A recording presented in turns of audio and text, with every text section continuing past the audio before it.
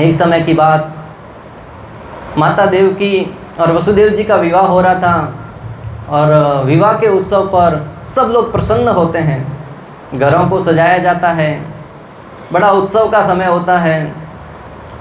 और कंस बड़ा प्रसन्न था, और प्रसन्नता की सीमा के बारे में क्या बताऊं भक्तों आपको। जब बहन का विवाह होता है तब भाई बड़ा प्रसन्न होता है, और कंस इतना दुराचारी था फिर भी अपनी बहन के विवाह के उत्सव पर बड़ा प्रसन्न था। और इतनी प्रसन्नता में स्वयं अपनी बहन का रथ चलाने के लिए आगे आ गया। है यहाँ पर ऐसा कोई भाई जो दावा करता है कि मैं अपनी बहन से अधिक प्रेम करता हूँ, जिसने अपनी बहन की विवाह के उत्सव पर गाड़ी की ड्राइविंग करी हो? हाथ खड़ा कीजिए अगर कोई है ऐसा व्यक्ति। तो फिर आप कंस से अधिक प्रेम नहीं करते अपनी बहन से? कंस था जिसने अपनी बहन के ड्राइविंग करी, परंतु कंस था वो साथ ही साथ आगे चलकर आप पढ़ेंगे कि आप है वो कंस से सर्वश्रेष्ठ है, क्योंकि कंस है वो स्वार्थी प्रवृत्ति का था। कंस अपनी बहन से प्रेम करता था और उस प्रेम के वशीभूत होकर उसने अपनी बहन का रथ चलाना भी स्वीकार किया। और ऊपर से देवता देख रहे थे इस दृश्य को, और देवताओं ने देखा कि अगर कंस ने एक पहिया भी आगे बढ़ा दिया अपनी बहन और अपने जीजा का, तो निश्चित रूप से भगवान उसके ऋणी हो जाएंगे, क्योंकि माता देवकी और वसुदेव जी कोई साधारण व्यक्ति नहीं थे। जिसके घर में स्वयं भगवान प्रकट होने वाले कोई साधारण व्यक्ति कैसे हो सकते हैं? जिन्होंने पूर्व जन्म में 12,000 वर्षों तक तपस्या करी थी, और वो उस पूर्व जन्म में माता प्रश्नी और पिता सुतप्पा थे। उन्होंने 12,000 वर्षों तक तपस्या करी थी, और उनकी तपस्या से प्रसन्न होकर भगवान श्री विष्णु ने बोला कि मांगो, क्या मांगना चाहते हैं। अगर आप और हम होते तो जब भगवान सामने प्रकट होते तो बोलते कि गाड़ीम देई, बंगलाम देई, धनम देई, पुत्रम देई। निश्चित रूप से अगर आप तो महान भक्त हैं, मैं अपने बारे में विशेष रूप से कह रहा हूँ, परंतु माता प्रश्नी और पिता सुतप्पा ने कहा कि मुझे आपके जैसा पुत्र चाहिए। क्या कहा? आपके जैसा पुत्र चाहिए। यहाँ तक कि मुक्ति भी नहीं मांगा। भगवान ने कहा मेरे जैसा पुत्र, मेरे जैसा तो कोई और है नहीं, स्वयं मुझे ही आना पड़ेगा, क्योंकि भगवान जैसा और कोई कौन हो सकता है। तो क्या मांगना है भगवान के सामने, इसमें भी बुद्धिमत्ता का प्रयोग करना चाहिए।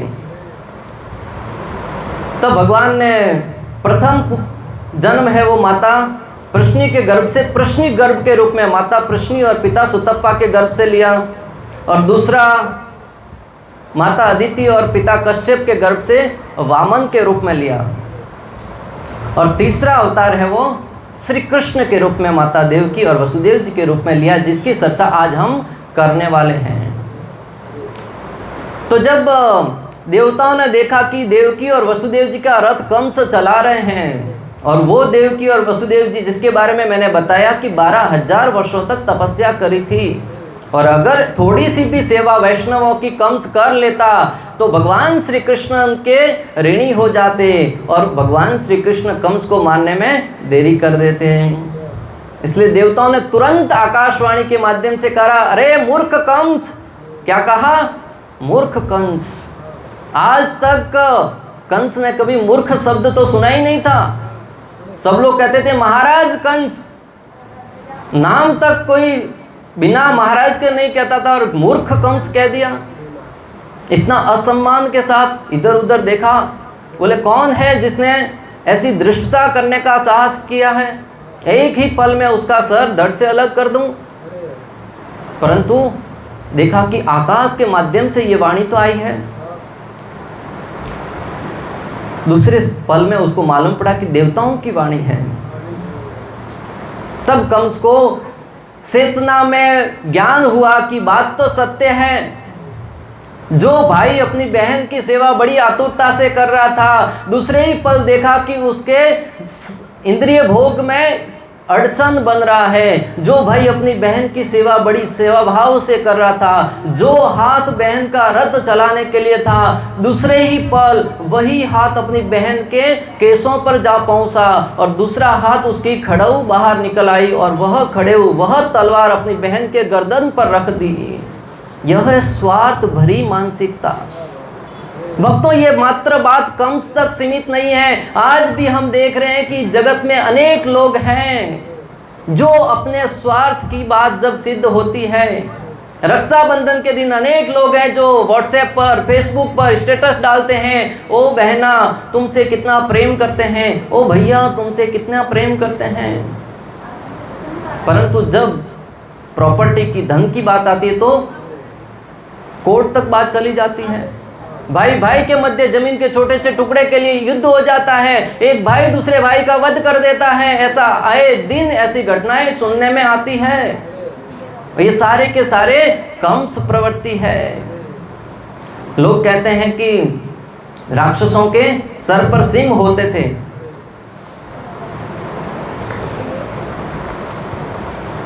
परंतु शास्त्रों में वर्णन आता है कि राक्षसों के सर पर सिंह नहीं होते थे, देखने में बड़े सुंदर होते थे, मात्र मानसिकता में राक्षसी प्रवृत्ति होती थी, जो अपने स्वार्थ के लिए किसी भी हद तक जाकर अन्यों को हानि पहुंचाते थे। तो हमें अपनी मन को, अपनी बुद्धि को भगवत सेवा के लिए प्रयोग करना, यही वास्तविक भगवत भक्ति है। कंस ने जैसे ही माता देवकी के गर्दन पर तलवार को रख दिया, वहां पर वसुदेव जी उपस्थित थे जो कि भगवान के भक्त थे। उन्होंने मोर्चा संभाला। भागवतम में 10वें स्कंद में स्पष्ट रूप से वर्णन है। सुखदेव गोस्वामी कहते हैं, जब तक हमारे अंदर प्राण हैं तब तक, अंतिम रक्त की बूंद तक हमें अपने प्राणों की रक्षा करने के लिए लड़ना चाहिए, तन मन धन से लड़ने का प्रयास करना चाहिए। ये जो शरीर है, जो हमारा शरीर है, वो भगवान की संपत्ति है। जो व्यक्ति आत्महत्या करने के लिए जब भी विचार करे, उसको इस ध्यान से सुनने का प्रयास करना चाहिए, शरीर हमारी संपत्ति नहीं है, ये भगवान की संपत्ति है। इसको भगवान की सेवा में लगाना चाहिए, इसे व्यर्थ समाप्त नहीं करना चाहिए। वसुदेव जी ने इसी सिद्धांत के तहत कंस के सामने प्रस्ताव रखा कि ये तुम क्या करने जा रहे हो, तुम बड़े बुद्धिमान हो, तुम बड़े ज्ञानी हो, तुम बड़े शक्तिशाली हो, और एक बुद्धिमान व्यक्ति, एक शक्तिशाली व्यक्ति के लिए तुम स्त्री का वध करने जा रहे हो, और वो भी तुम्हारी बहन, और वो विवाह के दिन। तुम्हारे लिए इससे बड़ा अपयश, अपकीर्ति क्या होगा? और एक सम्मानित व्यक्ति के लिए अपयश से बड़ी मृत्यु क्या होगी? जो सम्मानित व्यक्ति है उसको जब कोई सम्मान को ठेस पहुंचे, उससे बड़ा मृत्यु क्या हो सकता है? महाभारत का दृष्टांत भक्तों, एक बार युधिष्ठिर महाराज को द्रोणाचार्य के सामने चोट लग गई, वो अपने शिविर में जा पहुंचे। जब अर्जुन को मालूम पड़ा कि युधिष्ठिर महाराज को चोट लगी है, अपने भाई के बारे में चिंतित हुए, तो जानकारी प्राप्त करने के लिए जा पहुंचे, वो भी शिविर में। युधिष्ठिर महाराज ने कहा कि अर्जुन, क्या तुम द्रोणाचार्य को पराजित करके आ गए? अर्जुन ने बोला नहीं। तो बोले तुम्हारा गांडीव वो बेकार है। और अर्जुन ने तो प्रण ले रखा था, बोले मेरे गांडीव को अगर कोई ललकारेगा तो मैं या तो सामने वाले का वध कर दूंगा या फिर मैं स्वयं आत्महत्या कर लूंगा। तब अर्जुन ने कहा, अभी बड़े भाई को तो मार नहीं सकता, मैं आत्महत्या कर लेता हूँ। भगवान श्री कृष्ण बोले कि लो कर लो बात, छोटी छोटी बात कर तुम प्रण लेके बैठे रहते हो, अभी हर जगह मुझे संभालना पड़ता है। भगवान ने कहा कि युधिष्ठिर महाराज वो बड़े सम्मानीय व्यक्ति हैं, और शास्त्रों की दृष्टि से सम्मानीय व्यक्ति के लिए थोड़ा सा अपमान कर दो तो मृत्यु के समान है। अर्जुन बोले कि ठीक है, वैसे भी कई वर्षों से भरा पड़ा हूँ, युधिष्ठिर महाराज की रोजाना सुननी पड़ती है, आज तो सुना देता हूँ। अर्जुन ने सुनाना चालू कर दिया। बोले तुमने जुआ खेला, कितने निंदनीय कार्य, एक से बढ़कर एक, सारे का सारा जो भरा पड़ा था सुना दिया, तो जान भी बच गई और मृत्यु को वो जो प्रण था वो भी पूरा हो गया। यहाँ पर वसुदेव जी ने वही शास्त्रों का दृष्टांत देकर कंस को समझाने का प्रयास किया, परंतु जब सर पर भूत सवार होता है, यहाँ पर कोई गलत कार्य करने की जब प्रवृत्ति सवार होती है, तब व्यक्ति किसी का सही राह नहीं सुनता है। कंस भी इसी प्रवृत्ति के कारण वसुदेव जी की बात नहीं सुन रहा था। अंत में वसुदेव जी ने हार नहीं मानी, कहा कि तुम्हें डर किस बात का है? माता देवकी के 8वें पुत्र का है, तो मैं वचन देता हूं कि एक एक पुत्र को तुम्हारे सामने लाकर रख दूंगा। धन्य है वसुदेव जी जिनके वचनों पर कंस को भी विश्वास था। भक्तों, आज के लोगों को भी ऐसा सत्यवादी बनना चाहिए कि हमारे विरोधी को भी हमारे सत्य वचनों पर विश्वास होना चाहिए। आज के नेता लोग अनेक वादे करते हैं और समय के साथ भूल जाते हैं। हालांकि टीवी के सामने आकर अनेक वचन दे देते हैं और जब बात आगे बढ़ जाती है बोलते हैं ये तो हमारे शब्दों को तोड़ मरोड़ कर पेश किया गया। अरे कैमरे के सामने बोला गया है और कहते हैं हमारे शब्दों को तोड़ मरोड़ कर पेश किया। तोड़ने मरोड़ने जैसा तो कुछ था ही नहीं, फिर भी कहते हैं तोड़ मरोड़ कर पेश। और बात अच्छे आगे बढ़ जाए तो कहते हैं हम अपने शब्दों को वापस लेते हैं। परंतु वसुदेव जी के साथ ऐसा नहीं था। वसुदेव जी के शब्दों को सुनकर कंस ने कहा कि ठीक है ले जाओ। उनके कहे गए शब्दों के अनुसार 1 वर्ष बीता। वसुदेव जी के घर में प्रथम बालक का जन्म हुआ। जिसके भी घर में प्रथम बालक का जन्म होता है, घर में प्रसन्नता का माहौल छाता है, सब घर वाले प्रसन्न होते हैं। परंतु देवकी और वसुदेव जी चिंतित थे। अगर आज के लोग होते तो चुपके से कहीं तो छुपा देते। बोले कंस को क्या मालूम, फ़ोन का तो ज़माना था नहीं कि स्टेटस पे डाल दिया वसुदेव जी के घर पे बच्चे का जन्म हुआ है। यहाँ बाजू वाला कोई फ़ोन करके बोल दे कंस पता चला क्या देव जी के घर पे बच्चे का जन्म हुआ है, नहीं पता चलता। परंतु सत्यवादी वसुदेव जी जैसे ही जन्म हुआ अपने बालक को लेके गए कंस के सामने। उधर देवताओं के उधर भी चर्चा चल रही है। बोले वसुदेव जी के यहाँ पर बच्चे का जन्म हुआ है और वो लेके गए कंस के उधर, होगा क्या? कंस ने नन्हे से बालक को देखा। एक दिन के बालक को देखकर किसी का भी कलेजा पिसक जाएगा। बोले नन्हा सा बालक है। श्रील प्रभुपाद जी भागवतम में तात्पर्य में लिखते हैं कि कंस ने दयावश नहीं अहंकारवश कहा कि ये नन्हा सा बालक मेरा क्या बिगाड़ेगा, और वैसे भी मुझे तो 8वें पुत्र से चिंता है, 8वें पुत्र से मृत्यु का भय है, ले जाओ इसको माफ करते हैं।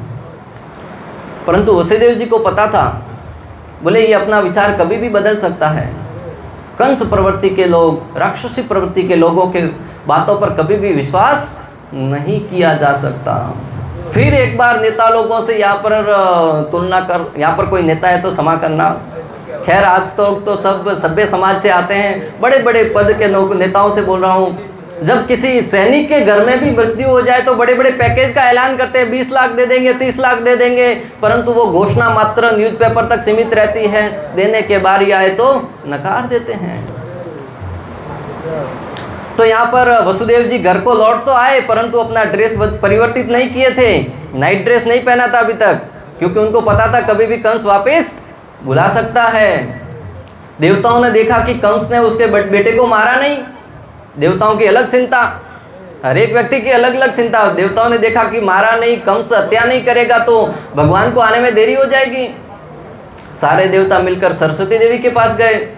बोले माते कुछ कीजिए। सरस्वती देवी ने प्रणाम किया, बोले कि मुझे क्षमा करो, मैंने एक बार रामायण में कार्य किया था, हंसते खेलते परिवार को, पूरे के पूरे परिवार को उजाड़ दिया था, रामचंद्र को वनवास भेज दिया था। कैकई के जीवा पर मैंने विराजमान होकर रामचंद्र को 14 वर्ष का वनवास दे दिया था। अभी मैं पुनः ऐसा कार्य नहीं करूंगी। तभी देवता निराश होकर बैठे ही थे कि एकाएक मन में विचार आया नारद मुनि का। देवर्षि नारद जो बड़े बड़े घरों को उजाड़ने में प्रचलित हैं। हालांकि मैं व्यासपीठ से कह रहा हूँ, नारद मुनि जो भी कार्य करते हैं भगवान की सेवा के लिए करते हैं। एक समय की बात, भगवान भोलेनाथ का हंसता खिलता परिवार नारद मुनि ने हायर उद्देश्य के लिए, शिव जी किसी उद्देश्य के लिए गए थे बाहर, किसी कार्य के लिए ऑफिस गए थे। घर पे जहाँ पहुँचे माता पार्वती अकेले थे। घर पे जाके कहा माते क्या चल रहा है घर में? माते बोले ठीक है सब अच्छा चल रहा है। बोले गृहस्थी अच्छा है? बोले हाँ, जो भी सब बातें चलती हैं भोलेनाथ मुझे बताते हैं, मैं घर भोलेनाथ को बताती हूँ। कोई भी घर में पर्दा नहीं है, सारे की सारे बातें अच्छे से चलती रहती हैं। बोले फिर तो अच्छा है, परंतु बोले एक डाउट है मुझे। क्या? बोले भोलेनाथ ने गले में एक मुंडों की माला पहनी हुई है, खोपड़ियों की माला पहनी हुई। आपने देखा है फोटो में कहीं? कितने लोगों ने देखा भोलेनाथ के गले में खोपड़ियों की माला पहनी हुई है? सब लोग ने देखा है, बड़े ध्यान से देखते हैं मंदिर जाते तक। मुझे तो लगा सिर्फ सेल्फी लेने में व्यस्त रहते होंगे। सोमवार को तो सबके स्टेटस पे आता होगा, श्रावण के महीने में एक दिन, सोमवार का दिन, शिव जी के नाम। माते ने कहा हाँ ये बात तो सही है, कभी शिव जी ने बताया नहीं, आज आने दो घर पे। नारद जी ने कहा कि नारायण नारायण, अपना काम हो गया, चले गए वहाँ से। शाम को शिव जी आए, थके आ रहे बेचारे। शास्त्र वर्णन करते हैं कि जब व्यक्ति शाम को ऑफिस से थका आ रहा घर पे आए, जिस घर में माता पति का राह देखे, इंतज़ार करे कि आइए, मीठे शब्दों से स्वागत करे, तो उसकी सारी की सारी थकावट है वो उतर जाती है, सारी की सारी थकावट उतर जाती है, पूरा दिन का थका आ रहा। परंतु आजकल तो माता एक काम काज करके सो जाती है। वो आता है, बोले खाना पका के रखा हुआ है, खा के सो जाना। खैर आप सब तो सभ्य समाज से अच्छे से पति की सेवा करते होंगे, आपके लिए नहीं कह रहा, परंतु विशेष रूप से ऐसा होता है। तो भोलेनाथ घर पे आए, माता पार्वती मुंह लटकाए बैठे थे। भगवान भोलेनाथ ने कहा बात क्या है? तो माता पार्वती बोली नहीं कुछ भी, और समझाया। बोले क्या बात है, नारद जी आए थे? बोले हाँ नारद जी आए थे। भोलेनाथ समझ गए, बोले कुछ तो दाल में काला है। बोले बात क्या है? बोले ये गले में ना मुंड नाड़ा पहनी हुई है, वो किसकी है? आजकल माताएं बोलती है कि मोबाइल में फ़ोटो, वो सब किसके हैं? तो माता भोलेनाथ ने कहा कि छोड़ो ये सब, तुम्हारे जानने की आवश्यकता नहीं है। तब डाउट और गहरा हो गया। बोले अभी तो बताना ही पड़ेगा। भोलेनाथ ने बोला ये बहुत गहरी बात है, जाने दो, क्यों इसमें पड़ती हो? अभी भोजन लगाओ, भूख लगी है, पहले खाने। नहीं, बोले बताओगे नहीं तब तक भोजन नहीं मिलेगा। तब भगवान भोलेनाथ ने कहा कि ये सारे के सारे तुम्हारी खोपड़ियाँ हैं। बोले मेरी खोपड़ियाँ हैं? बोले हाँ, और नहीं तो क्या। बोले मेरी इतनी मृत्यु हुई और तुम्हारी एक भी नहीं? बोले नहीं, मैं तो अमर हूँ। और माता पार्वती की अनेक सती के रूप में दक्ष प्रजापति के यज्ञ में उन्होंने आहुति दिया से अनेक जन्म हो चुके हैं। बोले तुम अमर कैसे? बोले मैंने अमर कथा सुन रखी है। बोले मुझे भी सुनाओ। तो बोले सुनानी पड़ेगी, कथा बहुत लंबी है, सार रूप में बता दूं क्योंकि आज भगवान का जन्म करवाना है। बोले कि इस कथा को जो भी सुनता है वो अमर हो जाता है। तो भागवत कथा है वो अमर कथा, जिसे 7 दिन के भागवत सप्ताह के रूप में सुनाया जाता है। भगवान भोलेनाथ एकांत स्थान पर माता पार्वती को ले जाते हैं, वहाँ पर सारे के सारे पक्षियों को उड़ा देते हैं, परंतु एक तोते का अंडा वहाँ पे रखा हुआ था। भगवान कहते हैं मैं समाधि में जाकर इस कथा को सुनाऊंगा, तुम राम जी कहना, ओंकार भरना, तो मैं समझूंगा कि तुम सुन रही हो। क्योंकि कथा में अक्सर लोग सो जाते हैं, जैसे ही कथा में आते हैं आपस में बातें करते, एक दूसरे की बुराई करते हैं, बूढ़ी करते हैं, तब तो बड़े जागते रहते हैं, परंतु जैसे ही कथा में आते बड़ी नींद लग जाती है। एक बार एक ड्राइवर था, बस का ड्राइवर और एक भागवत कथाकार, दोनों एक व्यक्ति के साधु के पास गए। बोले कि हमारी गति क्या होगी, कौन पहले भगवान के धाम में जाएगा? साधु ने कहा कि जो बस का ड्राइवर है वो भगवान के धाम में पहले जाएगा और जो कथाकार है वो बाद में जाएगा। बोले क्यों? क्योंकि वो बोले जो बस का ड्राइवर है वो जगह जगह पे जाकर, अभी 700 के रोड अभी हम आए हैं कि जगह जगह ब्रेक लगाना पड़ता है कितने खराब रोड है राजस्थान के। तो बोले जगह जगह ब्रेक लगाते हैं, सब लोग जागते रहते हैं, और जैसे ही ब्रेक लगाता है एक्सीडेंट के डर से लोग बोलते हैं हे भगवान हे भगवान, भगवान को याद करते रहते हैं। और कथाकार कथा करता है तो सब लोग सोते रहते हैं। तो बोले तुम्हारी कथा सुन के लोग सोते रहते हैं और इस ड्राइवर की वजह से लोग भगवान को याद करते हैं, इसके लिए इसकी जय वो जल्दी जाएगा भगवान के धाम। तो यहाँ पर भगवान भोलेनाथ माता पार्वती को कहे तुम ओंकार भरते रहना, फिर भी भगवान भोलेनाथ तो समाधि में चले गए, माता पार्वती कथा सुनते सुनते सो गई। उधर जो तोते का अंडा था वो फलित हुआ, अंदर से बच्चे का जन्म हुआ। उन्होंने कथा सुनते सुनते रस लग गया। बोले माता सो गई, अगर मैं ओंकार नहीं भरूंगा तो भगवान भोलेनाथ कथा करना बंद कर देंगे, इसलिए उन्होंने ओंकार भरना प्रारंभ किया। कुछ समय के बाद भोलेनाथ ने जैसे ही आंख खोली, कथा पूर्ण हुई, भोलेनाथ ने देखा माता पार्वती तो सो गई है, फिर ओंकार कौन भर रहा है? ऊपर देखा तो तोते का बच्चा ओंकार भर रहा है। भोलेनाथ एकाएक क्रोधित हुए, त्रिशूल लेकर भागने लगे, तोते का बच्चा आगे आगे, भगवान भोलेनाथ पीछे पीछे।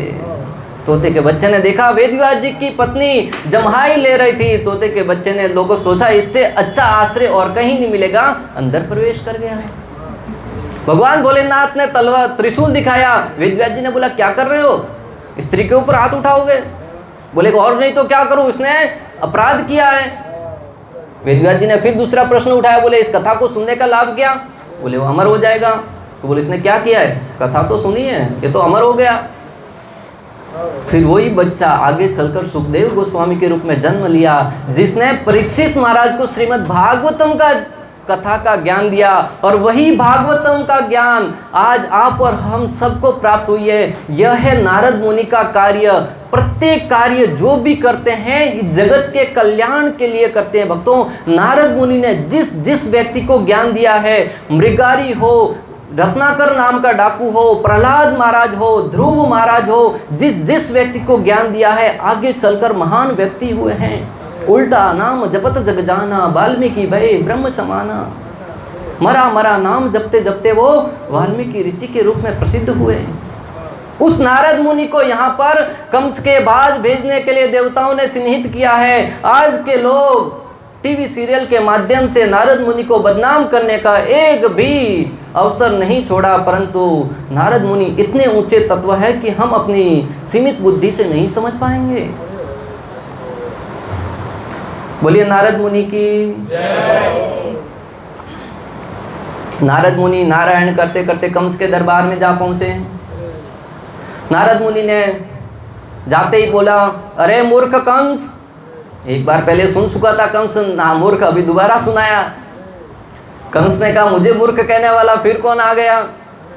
परंतु नारद मुनि एक ऐसे पात्र जिसका सम्मान देवता भी करते हैं और दानव भी करते हैं। परंतु नारद मुनि को देखते ही कंस ने प्रणाम किया। बोले नारद मुनि कह रहे हैं तो कोई ना कोई उद्देश्य होगा। बोले मूर्ख कहने का कारण क्या? कंस के सामने नारद मुनि अष्ट कमल दल 8 पंखुड़ियों वाला कमल का पुष्प लेके गए थे। देखो इसने भी हामी भर दी अपनी ओर से। बोले कि बताओ तुमने देवकी के पुत्र को छोड़ कैसे दिया? बोले छोड़ू नहीं तो क्या करूं, मुझे तो 8वें पुत्र से डर है, पहले पुत्र को मार के मैं अपराधी क्यों बनूं? बोले अरे मूर्ख, ये तुम्हारा बाप जो विष्णु है ना, वो खंबे को फाड़ के भी प्रकट हो सकता है। तुम 8वें 7वें के चक्कर में मत रहो। वो किसी भी रूप में कभी भी किसी भी अवसर में प्रकट हो सकता है। वो नरसिंह के रूप में खंबे को फाड़ के प्रकट हुआ था। उसके माता के गर्भ से जन्म लेने की आवश्यकता नहीं है। और मैं तुम्हारे सामने ये अष्ट कमल दल दिखाता हूँ। बताइए इसमें से 8वीं पंखुड़ी कौन सी है? अभी 8 अंगुली है, इसमें से यहाँ से गिनना प्रारंभ करे तो ये 8वीं, यहाँ से गिनना प्रारंभ करे तो ये 8वीं। 8 कमल दल की पंखुड़ी है, यहाँ से गिनना प्रारंभ करे तो ये 8वीं आए, यहाँ से गिनना प्रारंभ करे तो ये 8वीं आए। बोले बताओ कौन सी 8वीं पंखुड़ी है? अभी कंस के दिमाग की बत्ती जली। आपके घर में अगर ट्यूबलाइट है तो उसको जलाते तो 1-2 बार ऐसे सपकते होते हैं, फिर उसके बाद जलती है। कंस का दिमाग ट्यूबलाइट जैसा था, उसके बाद जला। बोले बात तो सही है। तुरंत सैनिक को भेजा, बोले कि वसुदेव जी को बुला के लेके आओ। वसुदेव जी भी तैयार ही बैठे थे। बोले कभी भी बुला के लेके आ सकता है। वसुदेव जी को बुला के लेके आए।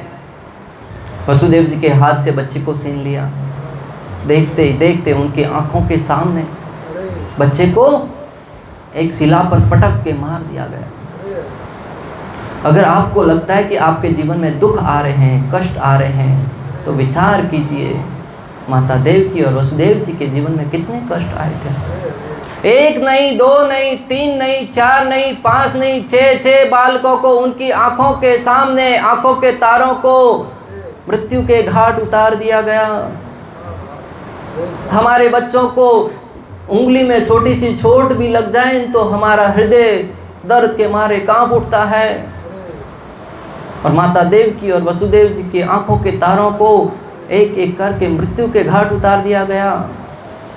फिर भी उनका भक्ति है वो डगमगाया नहीं। हमारे जीवन में थोड़े से संकट आते हैं, थोड़े से कष्ट आते हैं, हम कहते हैं भगवान भी झूठे और भक्ति भी झूठी। तुम्हारा भक्ति तुम्हारे पास, हम तो चले अपने कार्य पर, हम भोपा बदल देते हैं, हम अपने आराध्य देव बदल देते हैं, कृष्ण को छोड़ के शिव जी के पास, शिव जी को छोड़ के किसी और देवी के देवता के पास, या उसको छोड़ के किसी और देवी देवता के पास, हर समय हर परिस्थिति में अन्य अनेक देवी देवताओं के पास भटकते रहते हैं। परंतु धन्य है माता देवकी और वसुदेव जी, जैसे जैसे दुख आते गए उनकी भक्ति और प्रगाढ़ होती गई। तब भगवान श्री कृष्ण ने उनके जीवन में बलराम जी को भेजा। भक्तों, अपने जीवन में कभी भी मात्र धन और लाभ के आधार पर भक्ति को मत तोलिएगा। एक समय की बात, एक वृद्ध महिला एक स्थान पर रहती थी। जीवन में कोई बड़ा धन या साम्राज्य नहीं था, मात्र 2 समय का भोजन ठीक से मिलता था, उसकी भी कोई गारंटी नहीं थी। उसके बाजू में एक नास्तिक व्यक्ति रहता था, और ऐसे लोग हर जगह पाए जाते हैं और मुफ्त की सलाह देने के लिए हमेशा उतारू रहते हैं। हमेशा वो वृद्ध महिला बेचारी अपनी भक्ति साधना करती थी, जो कुछ आसानी से मिल जाता उसका भरण पोषण करती थी, परंतु फिर भी वो व्यक्ति बार बार उनको सताता रहता था। बोले, क्यों भगवान की भक्ति करती हो, तुम्हें मिलता क्या है, तुम्हारे जीवन में न तो धन है न सुख है, फिर भी क्यों भक्ति करती हो। परंतु फिर भी उस वृद्ध महिला की आस्था इतनी प्रगाढ़ थी कि वो कभी भी भगवान के प्रति उसका सम्मान डगमगाता नहीं था। एक बार नास्तिक व्यक्ति ने सोचा उसको सबक सिखाता हूँ। बाजार गया, बहुत सारा राशन पानी ले आया, चावल, गेहूँ, महंगा भाव का घी, गाय का शुद्ध घी लेके आया, और सारा का सारा सामान लेके आकर उस वृद्ध महिला के दरवाजे पर लाके रख दिया। दरवाज़ा खटखटाया और एक दीवार के पीछे जाकर छुप गया। वृद्ध महिला बेचारी पूजा कर रही थी, पूजा करके बाहर आई। बाहर देखा तो बहुत सारा सामान राशन रखा हुआ था, और उसको देखकर बड़ी प्रसन्न हुई, भगवान को धन्यवाद देने लगी। अरे भगवान, हे कान्हा, तुम कितने कृपालु हो, मुझे सारा का सारा सामान बिना मांगे भेज दिया। अरे मेरे कान्हू जी, तुम कितने कृपालु हो। इतने में वो नास्तिक व्यक्ति पेड़ के पीछे से आ टपका। बोले, तुम्हारे कान्हा जी नहीं गए थे बाजार, मैं स्वयं गया था और अपने पैसों से ला कर दिया है। भक्तों, आप और हम होते तो अपने भगवान की परिभाषा बदल देते। छोटे से दाव के लिए हम कहते हैं मेरे लिए तो तुम ही भगवान हो, मेरे लिए तो कोई व्यक्ति थोड़ी सी सहायता करता है, अक्सर कहते हैं मेरे लिए तो तुम ही भगवान हो। धन्य है वो वृद्ध महिला, दोनों हाथ ऊपर उठाकर भगवान से कहती है, हे भगवान, तुम कितने धन्यवान हो, तुम कितने कृपालु हो, तुमने न सिर्फ राशन भेजा बल्कि इसका बिल इस नास्तिक व्यक्ति से भरवाया। तो हमें हर परिस्थिति में अपने भगवान की परिभाषा नहीं बदलनी है, हमें अपने विश्वास को नहीं खोना है, हमें अपनी श्रद्धा को नहीं डगमगाने देना है। संकट आएंगे, कष्ट आएंगे, दुख आएंगे, परंतु जीवन के मूल्यों के आधार पर चलते रहिए। हर परिस्थिति में, हर स्थिति में भगवान श्री कृष्ण को अपने जीवन के रथ पर विराजमान कीजिए। अर्जुन के रथ पर श्री कृष्ण विराजमान थे। संकट आए, कष्ट आए, परंतु हर परिस्थिति में अर्जुन उस परिस्थिति को चीर कर आगे निकला। कुरुक्षेत्र का युद्ध समाप्त हुआ। जैसे युद्ध समाप्त हुआ, भगवान श्री कृष्ण ने अर्जुन को कहा कि अर्जुन, तुम रथ से नीचे उतरो। इसको निकालो। तभी इसको दोनों को रखो। जैसे युद्ध समाप्त हुआ, नहीं, ऐसा लग रहा था बहुत बड़ा पहाड़ रख दिया सर पे, बहुत वजन हल्का हो गया। कृष्ण अभी आराम से बोल पाएंगे, नहीं तो ऐसा लग रहा था बहुत बड़ा वजन उठा के चल रहे हैं। खैर, भगवान श्री कृष्ण ने कहा अर्जुन से कि तुम नीचे उतरो। अर्जुन ने कहा कि भगवान पहले आप। भगवान कहते मैं कह रहा हूँ वैसे करो, मेरे आदेश का पालन नहीं करोगे। अर्जुन ने कहा ठीक है। अर्जुन जैसे ही रथ से नीचे उतरे, भगवान रथ से नीचे उतरे, जोर सा धमाका हुआ, रथ है वो विस्फोट के साथ फट गया। अर्जुन ने जिज्ञासावश पूछा, भगवान ये क्या था? तब भगवान ने कहा, तुम्हारे सामने तुम्हारे दादा पिता के भी बड़े पिता भीष्म पितामह, द्रोणाचार्य, कृपाचार्य, कृतवर्मा, दुर्योधन, एक से बढ़कर एक रथी महारथी तिमंगल मछलियों की भांति योद्धा थे जो युद्ध में कभी पराजित नहीं हुए थे। उन्होंने एक से बढ़कर एक बाण छोड़े थे। मैं रथ पर विराजमान था, इसलिए उनके बाण तुम्हारे ऊपर कोई भी असर नहीं कर पाए। भक्तों, हमारे जीवन में भी श्री कृष्ण रूपी जो आराध्य है उनको अपने रथ पर, जीवन रूपी रथ पर विराजमान करके रखो। अन्यथा जीवन में अनेक लोग हैं जो ईर्ष्या रूपी, द्वेष रूपी बाण प्रतिदिन हमारे जीवन में छोड़ते रहते हैं, हमें नजर नहीं आते हैं। अगर उनसे बचना है तो श्री कृष्ण रूपी हरि नाम को अपने जीवन रूपी रथ पर विराजमान करके रहिए। प्रतिदिन जब घर से निकले तब हरि नाम, हरे कृष्णा कृष्णा कृष्णा हरे हरे, हरे राम राम राम हरे। जब हम भगवान श्री कृष्ण के दिव्य नामों को जप करके निकलेंगे तब लोग आपकी ईर्ष्या करेंगे, द्वेष करेंगे, परंतु उन समस्याओं को जब एक आवरण बन जाएगा, प्रत्येक नकारात्मक शक्ति आपके इर्द गिर्द भटकना तो दूर की बात है, आपको स्पर्श तक नहीं कर पाएगी। लोग अनेक प्रकार के भोपाओं के पास जाते हैं, अनेक प्रकार के उपकरण करवाते हैं, अनेक प्रकार के तंत्र मंत्र करवाते हैं। ये सब करवाने की आवश्यकता क्यों पड़ती है?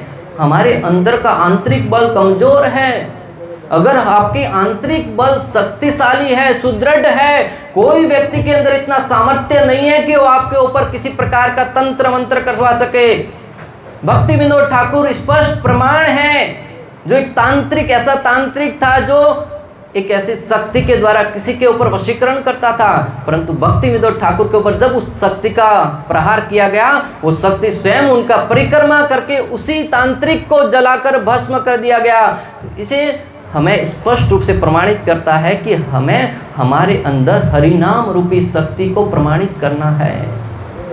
पुनः हम कथा पर लौटकर आते हैं। जब बलराम जी माता देवकी के गर्भ में थे, धीरे धीरे समय बीतता गया।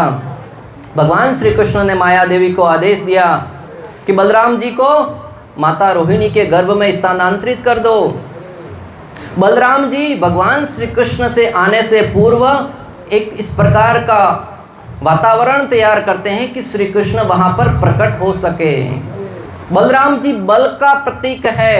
बल राम, बल यानी कि ऊर्जा प्रदान करना। हम सब शक्तिहीन हैं, सवेर से लेकर शाम तक हर जगह बल का आवश्यकता पड़ती है। ठंडी के मौसम में सवेरे बिस्तर से उठने के लेकर शाम तक हर जगह शक्ति का आवश्यकता पड़ती है। कितने लोगों को बिस्तर से उठने के लिए शक्ति का प्रयोग करना पड़ता है? सवेरे उठते हैं, 5 बजे का अलार्म लगाया है, अलार्म बजा, पुनः स्नूज करके सो गए, कंबल को उठाने का साहस नहीं होता है। कितने लोगों को ऐसा होता है? हाथ खड़ा कीजिए। अगर हाँ ईमानदारी पूर्वक कर रहे हैं, कुछ नहीं कर रहे हैं, ऐसा होता सबके साथ है। तो इस बल का प्रयोग करने के लिए बलराम जी से प्रार्थना कीजिए। अनेक प्रकार के अनर्थों को दूर करने के लिए बलराम जी से प्रार्थना करनी है। नशे की वस्तुओं को दूर करने के लिए, हरिनाम रूपी माला को उठाने के लिए, बल का प्रयोग करने के लिए बलराम जी की आवश्यकता पड़ेगी। इस हरे कृष्ण महामंत्र को बोलने के लिए हरे कृष्णा कृष्णा कृष्णा हरे हरे, हरे राम राम राम हरे हरे। श्री कृष्ण को अपने जीवन में धारण करने के लिए, श्री कृष्ण कोई सामान्य व्यक्ति नहीं है, उनको धारण करने के लिए बल की आवश्यकता पड़ेगी। बहुत बलशाली है श्री कृष्ण। ऐसे अनेक कार्य जीवन में करने के लिए बल की आवश्यकता है, वो बलराम जी से प्राप्त होता है। बल राम, और राम का अर्थ है आनंद प्रदान करने वाला। इस जगत में प्रत्येक व्यक्ति दुखी है, कोई तन दुखी, कोई मन दुखी, कोई धन बिन रहे उदास। हर एक व्यक्ति किसी न किसी कारणवश दुखी है। कोई शरीर से दुखी है, किसी को सर में दर्द है, किसी को पेट में दर्द है, किसी को घुटने में दर्द है। माताओं को विशेष रूप से घुटने में दर्द होता है। कितने लोगों को घुटने में दर्द है? गांव में आते हैं, कोई हर माता शिकायत करती है बूढ़ा घना दुखे भैया, होता है कि नहीं? हमारे गांव में तो बहुत माताएं कहती है बूढ़ा घना दुखे भैया।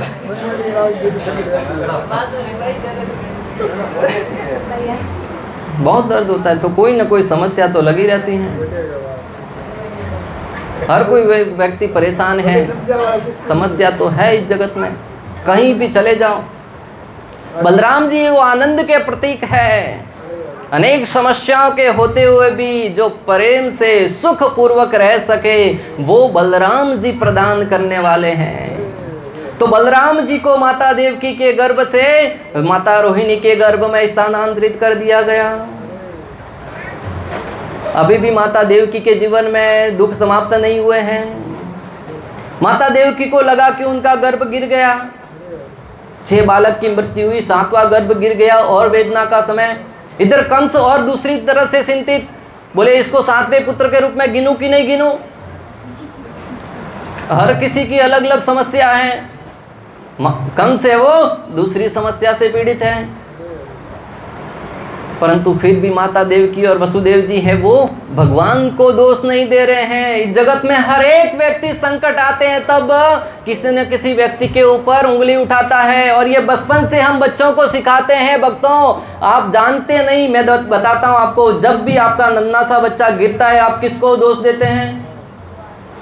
पत्थर को थप्पड़ मारते हैं कि नहीं, या दीवार को, या किसी जो बाजू में वस्तु रखी है उसको, मेरे बेटे को लगा दिया, मारते हैं कि नहीं? कितने लोग मारते हैं, इस प्रकार करते हैं?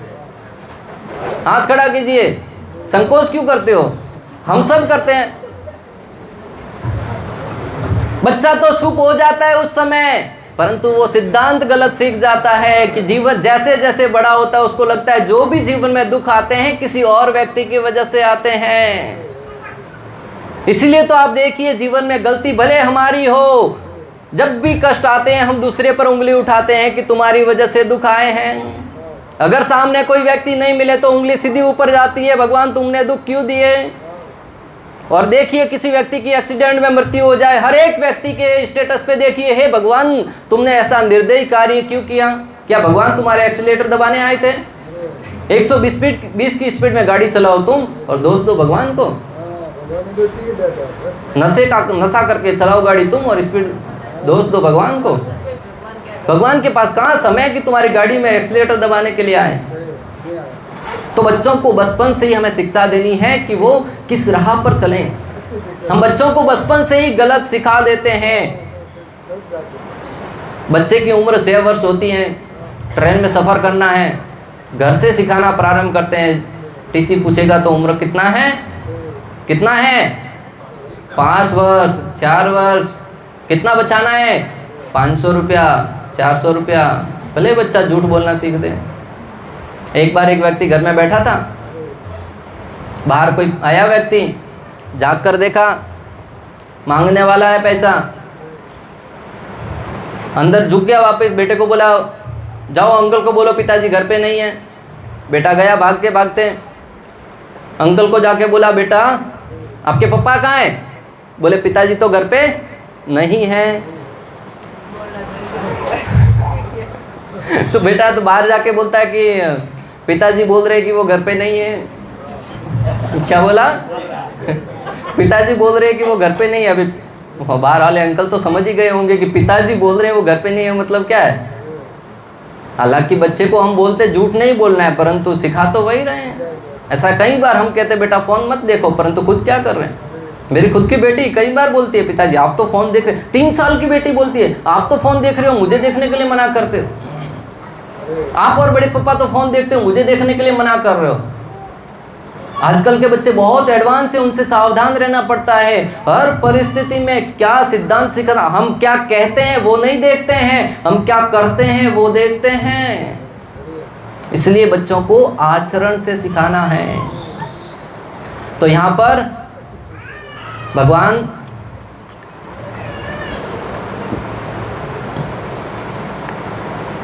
भगवान श्री कृष्ण को जब ये देखा कि माता देवकी और वसुदेव जी का जो भक्ति है वो अभी भी कम नहीं हुआ है, भगवान श्री कृष्ण का सिंहासन डोलने लगा। भक्तों, जब आपकी भक्ति से भगवान श्री देवताओं का सिंहासन नहीं, अनेक साधु संत तपस्या करते हैं, इंद्रदेव का सिंहासन डोलता है, इंद्रदेव कामदेव को भेजता है, अप्सराओं को भेजता है, उनकी तपस्या भंग करवा देता है। परंतु यहाँ पर देव की और वसुदेव जी की भक्ति को देखिए, उनकी भक्ति से भगवान श्री कृष्ण का सिंहासन डोलने लगा। भागवतम वर्णन करता है कि भगवान के आने का क्रम कैसा, भगवान अपने धाम से उतर रहे हैं। सर्वप्रथम भगवान श्री कृष्ण माता देव की और वसुदेव जी के सामने प्रकट हुए हैं, शंख चक्र गदा पद्म धारण करके प्रकट हुए हैं और माता देव की और वसुदेव जी से कह रहे हैं, हे माते, हे पिता, मैं तुम्हारे गर्भ से प्रकट होने वाला हूँ। और सर्वप्रथम वसुदेव जी के हृदय में प्रकट होते हैं, फिर वसुदेव जी के हृदय से उनके मन में प्रकट होते हैं, वसुदेव जी के मन से माता देवकी के मन में, फिर माता देवकी के मन से उनके हृदय में, फिर उनके गर्भ में प्रवेश करते हैं। भक्तों, भगवान का जन्म और कर्म इस जगत के हर एक व्यक्ति की भांति नहीं है। भगवान श्री कृष्ण भगवद गीता में कहते हैं, जन्म कर्म समय दिव्यम एवं यो वेति तत्वतः तैकत्वादेहं पुनः जन्म नेति मामेति सो अर्जुन। भगवान कहते हैं कि मेरा जन्म और कर्म है वो दिव्य है। इस जगत के व्यक्ति की भांति माता और पिता के संसर्ग से भगवान का जन्म नहीं होता है। भगवान अपने दिव्य स्वरूप से इस धराधाम पर प्रकट होते हैं, और जब प्रकट भी होते हैं तो शंख चक्र गदा पद्म धारण करके प्रकट होते हैं। माता पिता के निवेदन से एक सामान्य शिशु के रूप में परिवर्तित होते हैं। तो जब भगवान श्री कृष्ण माता देवकी के हृदय में प्रकट होते हैं, गर्भ में प्रवेश करते हैं, तो माता देवकी के हृदय में प्रकाश पुंज उत्पन्न होता है।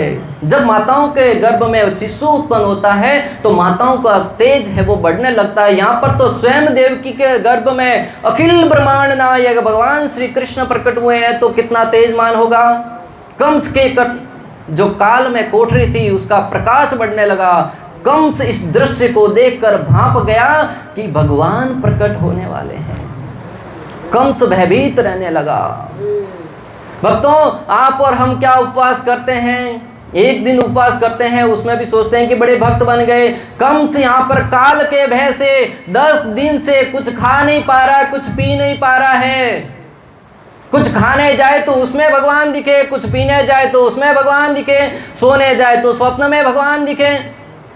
बिना कुछ खाए बिना कुछ पिए भगवान की भक्ति करने लगा, परंतु विपरीत भाव से कर रहा है, इसलिए कुछ फल नहीं मिल रहा है। धीरे धीरे समय बीतता गया। आचार्यगण कहते हैं कि जो नदियां भगवान श्री कृष्ण के आने से पूर्व कंस के भय से नदियों ने बहना बंद कर दिया था, जलाशयों का जल सूख गया था, ब्राह्मणों के यज्ञ की अग्नि है वो बुझ गई थी, अनेक प्रकार के लोग हैं वो भयभीत और आतंकित रहने लगे थे। जैसे ही मालूम पड़ा कि अखिल ब्रह्मांड नायक भगवान श्री कृष्ण का प्राकट्य होने जा रहा है, नदियां कल बहने लगी, पेड़ पौधे हैं फल फूलों से लबालब हो गए, जलाशय जल से लबालब हो गए, पशु पक्षी है वो झूम झूम कर नृत्य करने लगे, देवता आकाश से पुष्प वृष्टि करने लगे, मेघ रिम जिम कर बरसने लगे, देवता गंधर्व किन्नर सब नृत्य करने लगे, ब्राह्मणों के यज्ञ की बुझी हुई अग्नि पुनः प्रज्वलित होने लगी, ब्राह्मणों के यज्ञ की बुझी हुई अग्नि पुनः प्रज्वलित होने लगी, मंद मंद सुगंधित हवा बहने लगी, साधु संतों के हृदय में प्रसन्नता छा गई, दुष्टों के मन में शोक उत्पन्न हुआ, स्वर्ग में दुंदुभी बजने लगी, अप्सराएं नृत्य करने लगी। रात के 7 मुहूर्त बीत गए, रात के 7 मुहूर्त बीत गए, 8वां मुहूर्त प्रारंभ हुआ। भाद्रपद मास, कृष्ण पक्ष, रोहिणी नक्षत्र, हर्षण योग, वृष्ण लगन, बुधवार का दिन, ठीक रात को 12 बजे, जिस प्रकार अंधेरी रात्रि में पूर्ण चंद्रमा प्रकट होता है, जैसे बड़े बड़े पहाड़ों के पीछे से सूर्य प्रकट होता है, जिस प्रकार वनराज केसरी प्रकट होता है, उसी प्रकार कंस के कारागार में अखिल ब्रह्मांड नायक भगवान श्री कृष्ण का प्राकट्य हुआ। बोलिए कृष्ण कन्हैया लाल की जय।